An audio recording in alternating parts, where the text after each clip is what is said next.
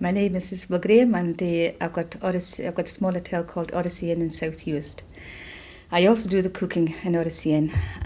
Um, Most of it, I've got helpers as well. From day to day, we cook an awful lot with seafood and fish, and we have our own Highland cattle, and we use local lamb. So most of the stuff we use is local. The fish we get mostly from Ediskey or from South Uist from fishing boats, and sometimes from Barra. The scallops and the scallops and the crab we get from Kellam.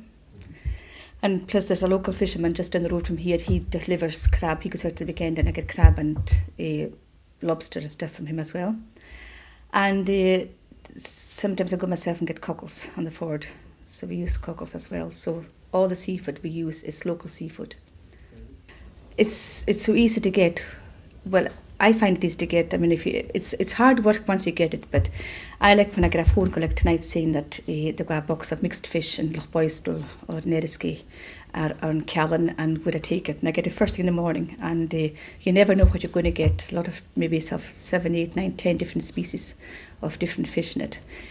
Once you sort of get it and fillet it and get it ready, that's where the work is. But once that's done, to serve it out onto the table is just very simple. And it's very quick to cook with, and it's very easy to use. It's very popular because you find that people that come on holiday, that's what they're looking for.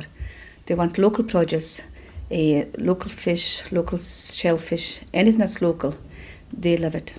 So I've been using Hebridean smokehouse stuff, and I'm quite enjoying it. I use their hot and cold smoked salmon, and I use their smoked scallops, which is very sort of different in flavour. It's very interesting. So I do a platter of the 3 different ones, and that's very popular to serve with horseradish sauce. And I also use their sea trout, and the sea trout is just, it's so popular this year.